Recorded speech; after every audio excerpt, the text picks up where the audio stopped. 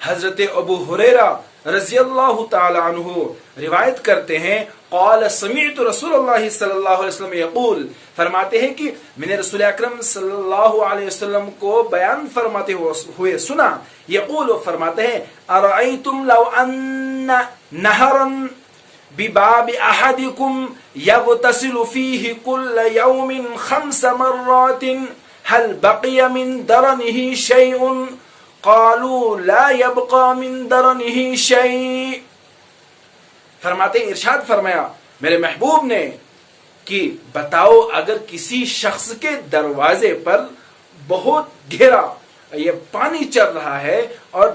بہت گہری نہر جاری ہو اور جس میں وہ 5 مرتبہ روزانہ غسل کرتا ہو، کیا اس کے بدن پر کچھ میل باقی رہے گا؟ صحابہ نے عرض کیا لا يبقى من درنہ شیء، نہیں ہمارے محبوب، اس کے بدن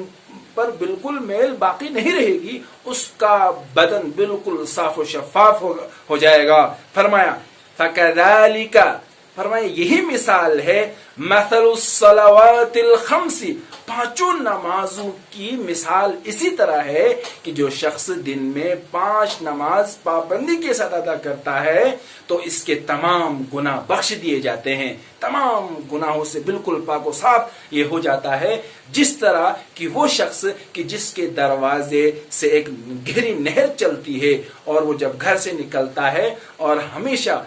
ہر دن 5 مرتبہ اس نہر میں نہاتا ہے اور اس کے بدن پر بالکل بھی میل باقی نہیں رہتی ہے، اور جو شخص نمازوں کی پابندی کرتا ہے، 5 وقت